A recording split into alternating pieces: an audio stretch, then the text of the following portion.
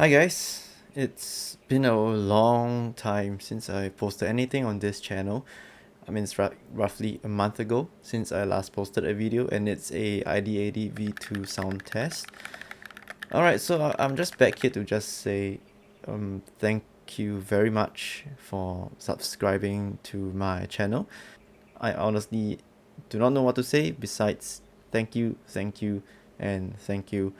I hope my sound tests have helped some of you guys with gauging how a certain configuration would sound like, and I hope that the review I done has helped some of y'all make a bit more informed purchases by taking a very neutral stance in terms of what I cover on my channel. So with all that being said, thank you, and thank you again. So over the past 1 month, where did I go? So, well, it's mostly just work related, crunch time and stress and planning to do, I guess. Like for the past few months, actually, I have been working on planning exhibition and booths because this particular year, our company have like around more than two exhibitions. Um, and it was a very tight schedule for the logistics and everything else relating to these exhibitions. So me and my colleagues, we have been working very hard and working overtime actually for most of the planning for the exhibition, because on top of the exhibition we do have like other projects going on from time to time, so that all snowballs and piles up like a mountain. So, yep, that is one of the biggest reasons why I've taken 1 month off with posting any content, just because I want to get the things done, and now I'm kind of back. So, over the past 1 month, how do I feel about my keyboard collection so far? Honestly, I've been going for a more, less is more kind of route right now. By the time you're seeing this video, I would probably have gotten rid of a few of my keyboards. Well, I'll cover all of them in another video next time. But just off the bat, it's well, Mr. Suit is gone, the Kage is gone, and the ID80 V2 raw aluminum finish is also gone as well.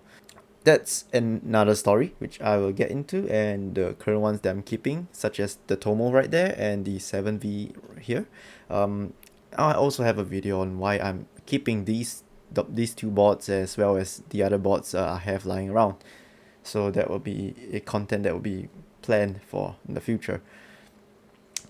So what's going to be on this channel so far? I mean, for the next few months or years even.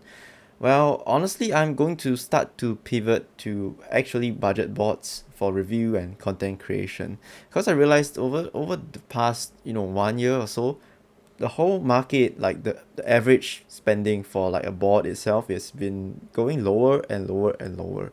So I think it makes more sense to pivot towards budget boards and giving people more informed purchases. I mean, informed content, and let them know what they're actually buying for. So yeah, that will be in the plans in the making. And I also want to pivot into running like a series for um, covering tips for beginners, as well as more storytelling kind of concept, going through like my collection, as well as filming the build process and talking about like client builds and other builds that I will be building for friends if they require.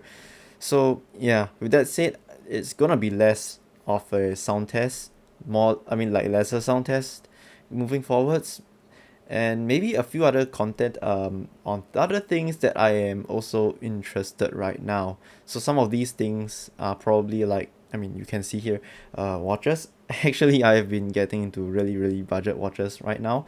I still believe quartz is the way to go for my lifestyle and my current financial situation. There is no point for me to dive into automatic watches. It all started because I was looking for a few other watches to wear, because I've been wearing two Casios for the past five years, and they've been gotten very beaten up and so on. So while I was researching these watches, I just found the Casio MDV 107 Duro, and I went to research a bit more on that watch, and that's how I got into this so-called next rabbit hole.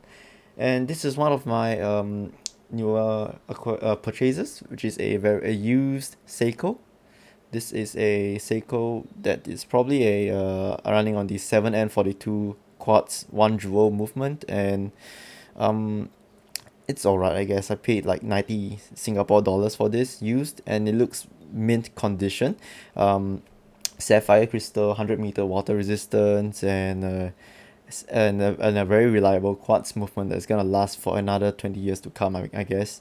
And I got other watches in my collection currently, which I can go into a video about that actually. That will be for another day.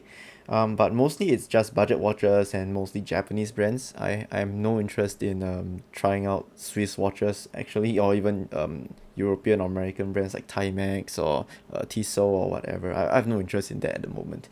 So yeah, I've got one more watch coming in. I believe it's a Citizen Suno chrono reissue. The famous bullhead chrono from Citizen that was worn by Brad Pitt in Once Upon a Time in Hollywood. So there's a reissue of that in quartz, and I say it again, I like quartz, so I gotten one. It's on the way now. Yep, and my second interest right now is actually Gunpla. I've been building, off and on HG Gunplas instead of the more expensive MGs or the perfect grades and so on. So it's a very affordable hobby to kind of keep my so-called ADHD thing in check. So it's like maybe $20 once in a blue moon, like maybe 20 per 6 months or something like that. So I think that it's an okay um, cost for a fiddling toy or something along that line. So I might actually make more content on watches and Gunpla, depending on the mood. And I'll say again, there is no fixed schedule. It's just really all depending on my mood and what I'm actually interested in. But no worries, keyboards, it's here to stay. It's just that I've been moving away slightly from it because the newer stuff, the more higher end stuff is actually a bit more, I would say, boring right now.